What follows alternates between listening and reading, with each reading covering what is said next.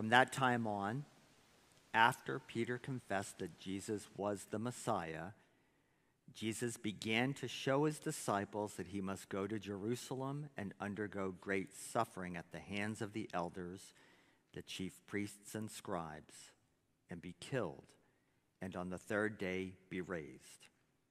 Peter took him aside and began to rebuke him, saying, "God forbid it, Lord. This must never happen to you."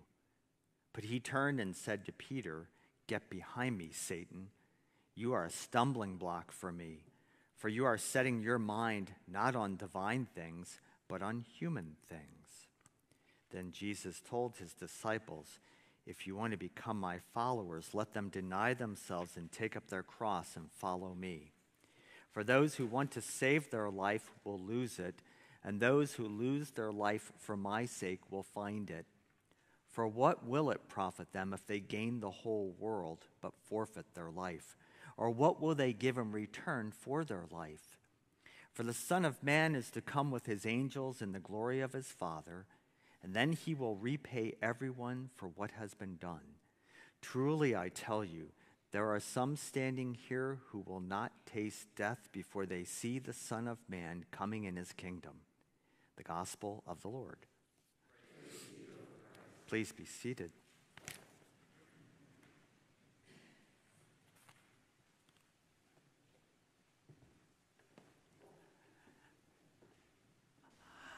How difficult is it for you to walk into a new environment, one that may be familiar to you? When our instructor came the other day, Phil Noonan, to provide our CPR, first aid, AED training, I've been around instructors before. He certainly has been around classes before, and he proved his worth right from the very get-go because he communicated with us in a very light-hearted, playful way all that we were going to learn to do as workers in a church where something could happen to little ones, 2-year-olds, 3-year-olds, 4-year-olds, but also training so that if something were to happen right now, we would know how to respond. Now, my question is, how many of you know our plan if something were to happen right now? Jason, a young man seated next to mother and father, all of a sudden drops to the ground. What do we do next? Knowing and having a plan is important. But doesn't that seem awkward? You came to worship God, and I'm assuming authentic worship means you came to build intentional relationships, because how can you have one without the other? And if you are worshiping God and you have an intentional relationship, where is the sacrifice in your service? And how will you offer that radically, generously? Those 4 core values. We don't teach people in church what to do. If right now an active shooter presented, what would we do? What's the plan? What's the plan, Michelle? Michelle's running. Oh, I'm sorry, Melissa. What's the plan, Miles? Nancy, what are you going to do? Rachel, what are you going to do? What's going to happen? We don't have a plan. We don't have a plan. St. John's Evangelical Lutheran Church, 218 years, and you don't have a plan.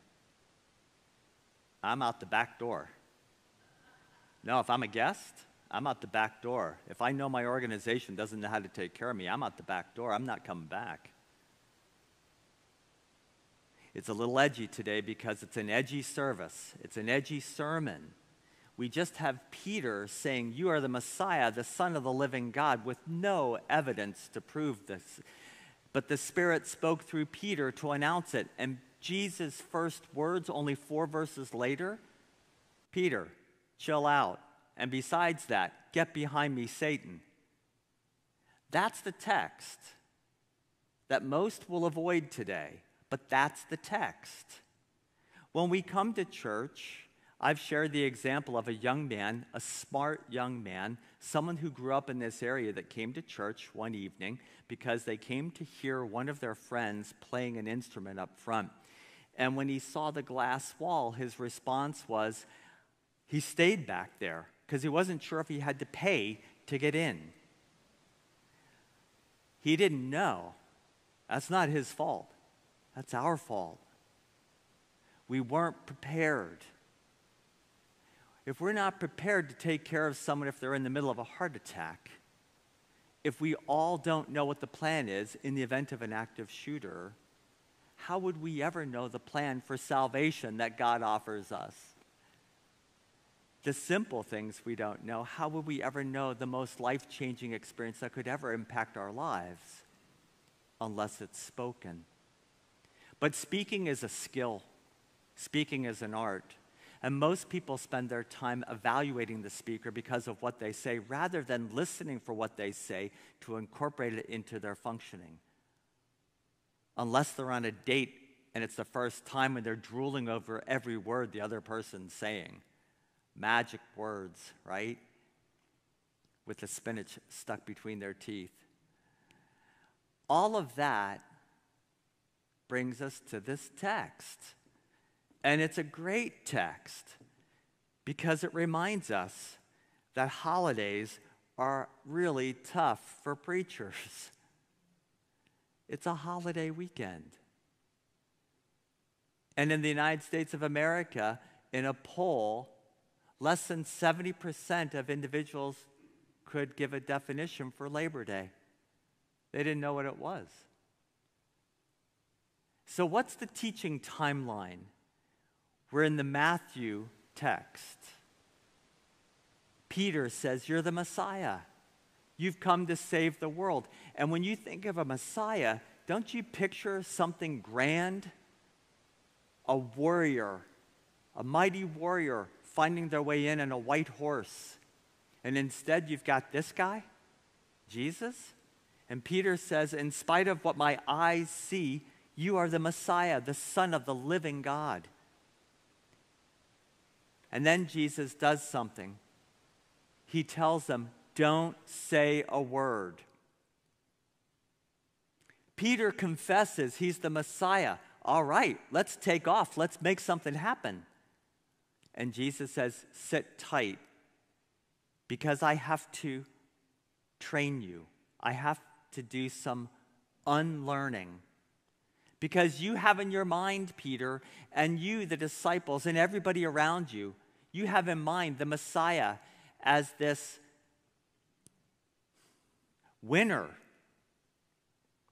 who has it all together and has all the resources. I mean, who are the winners in our culture today? The ones with the degrees, the ones with the biggest bank accounts, the one with the largest physical property. Those are the winners. And who are the losers? The ones on the streets without food? The ones that smell funny because they haven't had an opportunity to change their clothes? Jesus starts talking about things that are unexpected. He wants to talk about the cross, a Roman punishment. He wants to talk about death. He wants to talk about suffering. He wants to talk about these things, and Peter is saying, I don't want to hear it. That sounds like many of our seniors that I've spoken with, and I say to them, what are your plans for your death? I don't know. What are you planning for after your death? Do your loved ones know what the plan is if you end up on life support?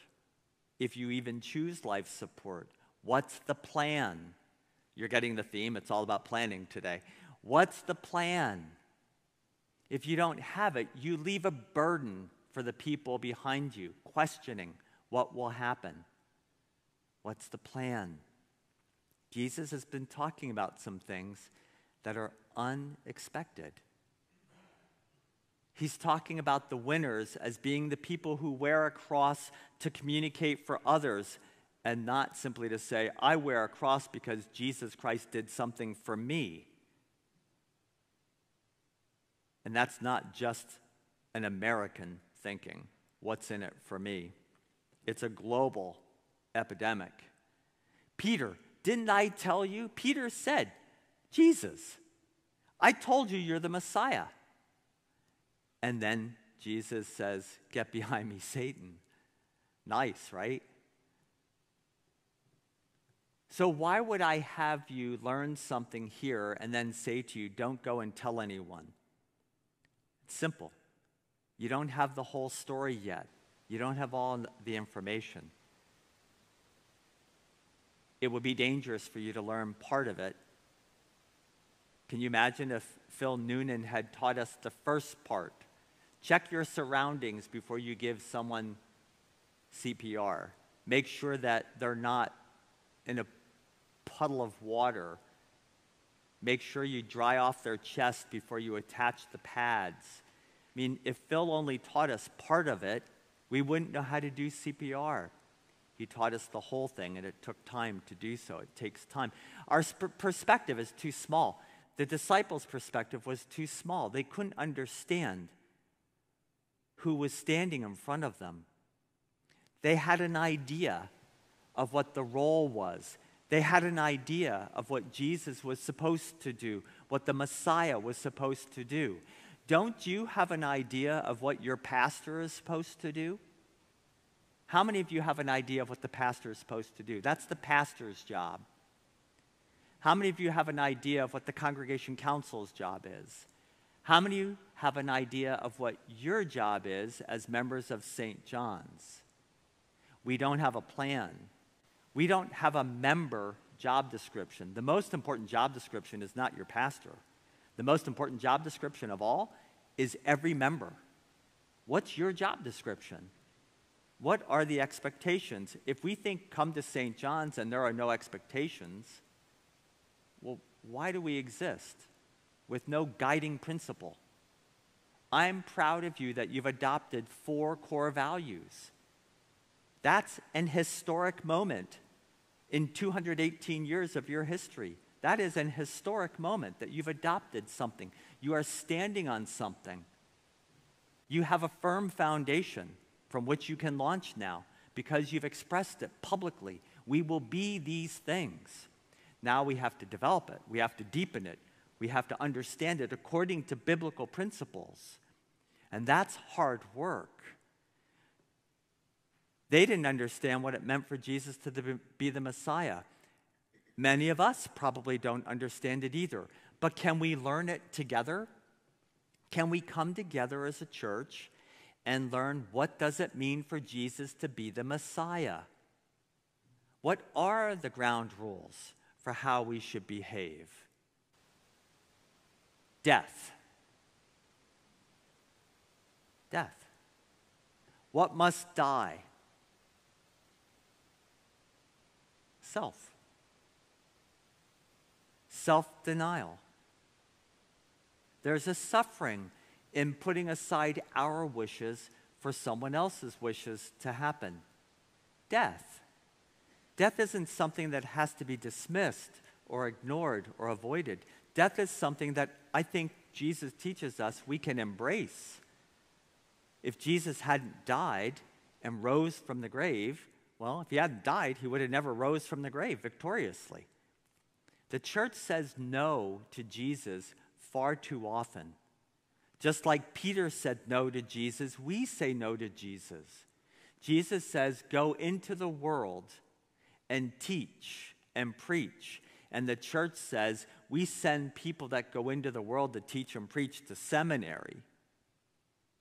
But the rest of us, that's not our responsibility. How many of you would say you know it's your responsibility? Then how many of you would say you do it?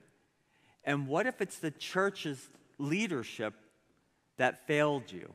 What if we just didn't teach you what to do when you have an opportunity to share the message of the gospel?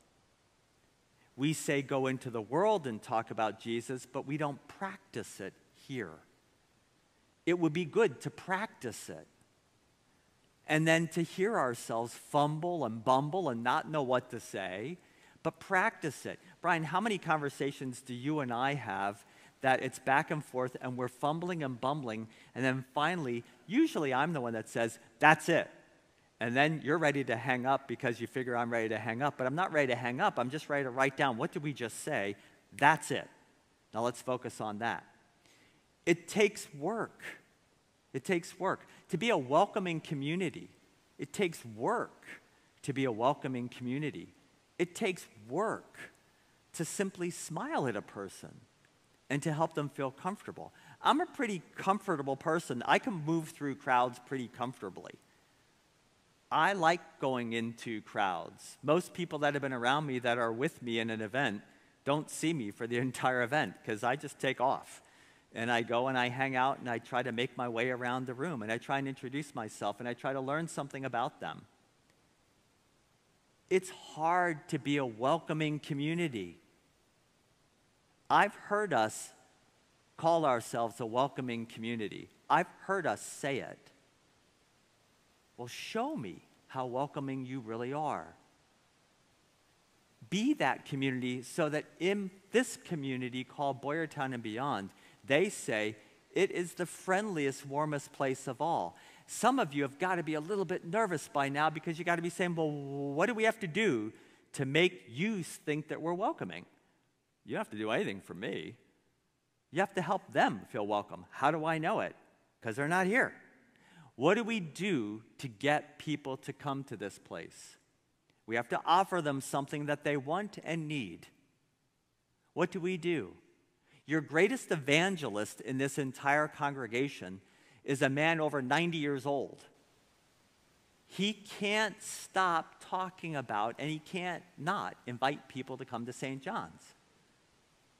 He's constantly inviting people to St. John's. What would it take for us to do that? How many of you were trained when you were 18 and you went through confirmation here when you were 13 or 14 that this is what you have to do to be a welcoming member? How many of you were trained to do that? I wasn't trained. It's a hard thing to do, to be welcoming. Was Peter a welcoming kind of guy? How is this teaching today relevant? Maybe it's not. But it starts with understanding crosses. How are you or how are we hindering others from seeing Jesus as the Messiah? What would you do as a congregation to help the community see Jesus as the Savior of humanity? What would you do, not for your sake, but for their sakes? What would you do for the sake of our community? How would you make that happen? What would you do to make Boyertown a safer place? How can we get sidewalks that are even so that people who are struggling with wheelchairs or walkers can make their way around our town? What would it take to do that? Anyone? Give it a shot. Money. It takes money. So who's going to ask for money to make sidewalks, surfaces even so that people don't trip and fall? Now take that as an example. Who's going to help us make the smoothest entrance to this place? What if I suggested to you, don't make St. John's the most welcoming place here. Be St. John's out in the community and leave here and go out into the community and be St. John's in the community. What if it isn't just Peter getting to know Jesus, but now taking the Jesus that he's experienced for 3 years out into the world? And that is, as you know the rest of the story, that's exactly what Peter did. He learned Jesus the hard way. Now, how many of you have ever said to someone that you love, "Get behind me, Satan"? Did you ever say that? How many of you have said that and ended up with a black eye? Get behind me, Satan. You don't think Jesus disliked Peter, did you? Jesus loves Peter, and that's why he's saying, "Get behind me, Satan." Get behind me, anything that's an obstacle to accomplishing the church's mission. Wear a cross because of God's agenda for other people, not just about what Jesus did for you. How has St. John's been called to align itself for the sake of the gospel in this community? Let me stay there for a couple minutes. We're almost done, not to worry. How has St. John's been called to align itself with the gospel? What's the gospel message? Let's start with that. Love God, love all people. Right.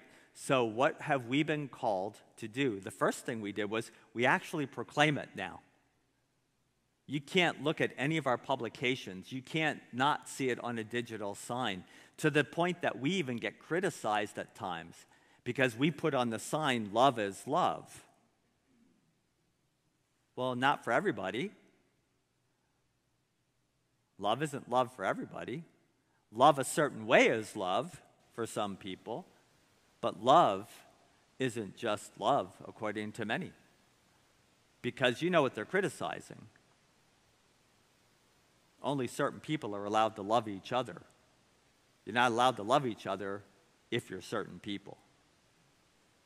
But by taking a stand, St. John's finally has a conversation going on with some of the people in our town. We're not this benign, large structure in the middle of town any longer. We've taken positions. We're communicating it to the world. It's on our website. It's in our newsletter. It's on our bulletins. It's in every worship service. We say it because I hope we, the people, believe it. What does it mean to take a love God, love all people into our community? What about biblical literacy? Do you, the people of this congregation, want to know what the Bible actually says? What if I rolled through a dozen statements that people oftentimes attribute to the Bible that are nowhere to be found in the Bible? God helps those who help themselves. How many of you have heard that one? It's not in the Bible. It's what we make up. It's called eisegesis. We make it up and we add to the story. We add to the story a lot. We change words according to whatever the day and age is to understand what it's saying, because we want to have that influence and we want to nudge the crowd a certain direction. What will it take for St. John's to be the light on the hillside? What will it take for us to burst through this community? You've shown them that we're sticking around for a while. You put $2 million into this facility to make it relevant. You've got people running around this building constantly. Talk to Donnie Heimbach and ask how long his laundry list is, his honeydew list is from Becky Shirey. It's a massive list, and it's one that he can't accomplish on his own. But you've got people committed to making things happen. How many of you have noticed the difference with the white light in the room and not the amber light in the room? Has anybody noticed the difference? Well, you can thank him for donating tens of thousands of dollars of his services to make it happen, because he designed your plan. And we didn't get a bill. That's sacrificial service. That's radical generosity, taking what we have and offering it for the sake of who we are. I don't get much of an assessment here when it comes to what does it take to align ourselves. But Rachel did a documentary, and in that I heard words of people saying what we've been talking about for 8 years. So it is sinking in. I wouldn't know that. I would have never known that had she not taken a recorder out there and made it happen. And you did that all in what, 7 minutes? How many hours did it take? I'm just curious. 30, that's all it took? You have 30 hours of film for a 23-minute. So it takes perseverance and being a little weird, right? I mean, that's incredible. 23 hours of recording. All right. Imagine the cost of speaking up is almost always higher than the actual cost. How many of you are afraid to speak up? How many of you are afraid to speak up? I can be afraid to speak up. This is the first time in my whole career. Can you imagine I'm saying this, right? Does this make you laugh? I'm afraid at times to say things because I work in Boyertown, Pennsylvania, and you are my congregation. I'm afraid sometimes to say things. That has not been my experience my entire life. I have not been afraid to say things. But I'm afraid because I don't know what's going to happen. I don't know, because we have unleashed meanness in the world like I've never seen it in the last 5 years. It is just plain mean. And people get away with saying stuff that they shouldn't be allowed to get away with. I ended a sentence in a preposition, but so what? Imagine cost of speaking up is almost always higher than the actual cost. Speaking up, once you say it out loud, it's out there. And then you got to live with it. The cost to our imagination. I have an imagination for all the things that we could be doing here at St. John's. And you know how much money it costs to do it? 0. It doesn't cost a penny because it's just getting actively involved. When we keep our insights to ourselves, we hurt ourselves and we hurt others. Speaking up is a skill, and you can't improve on it unless you practice it. Now, here's what I want you to do, gentlemen. When you go home, practice listening to your spouse speak up to you. Why are you laughing? And don't switch sides. Just keep it to that. Learn how to listen. Learn how to hear.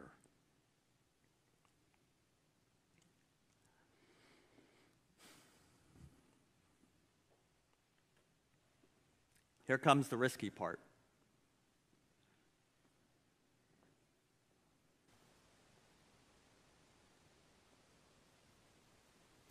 What do you want St. John's to do?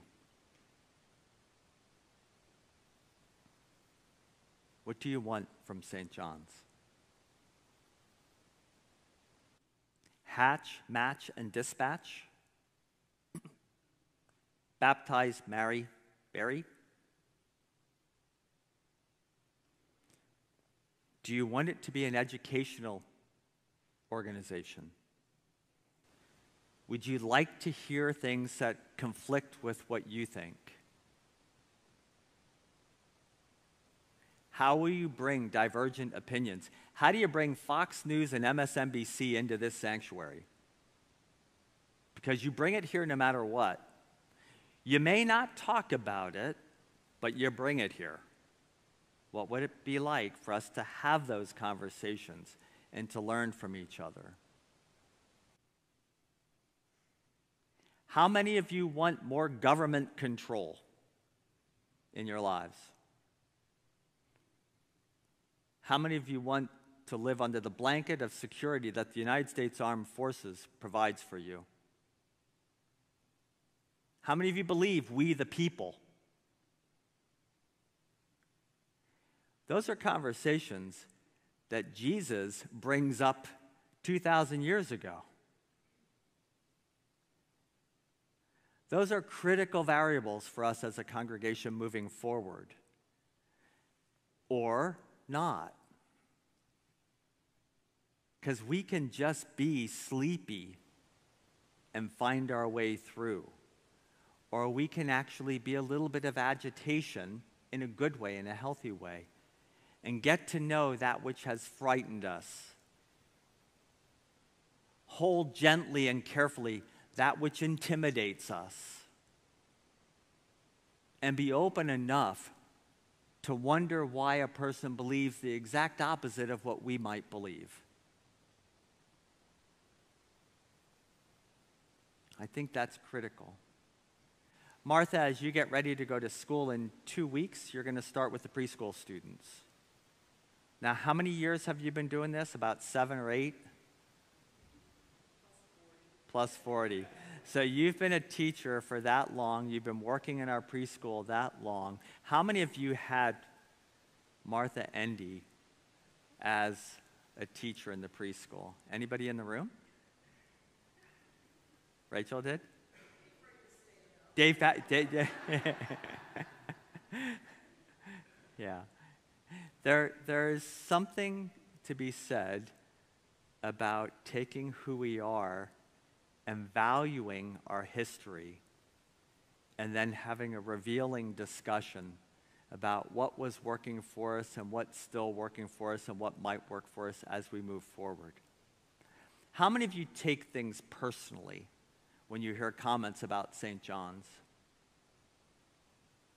How many of you think about what St. John's reputation is in the community? How many of you are curious about what first impressions are? How many of you like when somebody says, hey, we were at St. John's, it's a beautiful building? That's nice. I like when people come and say, they got beautiful people. Because I think the building's worthwhile. I'm happy we have it. I really am. All right. And I do my best to keep it clean. How are you going to contribute moving forward? In the next few weeks, you're going to have an opportunity to attend a study, a small group called Barnabas. I'm teaching it. It's 2 sessions only. It's a 49-page book. It's the quickest read you're ever going to have in your life. Barnabas was an encourager, but he was an authentic, honest encourager. We've come somehow to believe that encouragement is a pat in the back and an attaboy. That's not encouragement. That's not what we're talking about. We're talking about encouragement by speaking the truth and being honest about our experiences. That's encouragement. We want to be a place like that. I hope all of you attend. I hope you all attend. I don't even know when it is. What's it scheduled for? A Sunday right after church? Tuesday evenings? Okay, so it's Tuesday night. So that's good to know. I got to know what I'm going to teach. It's good to know. I'm glad you're here today. How many of you have a party or a picnic to go to today? How many of you have a bike ride scheduled?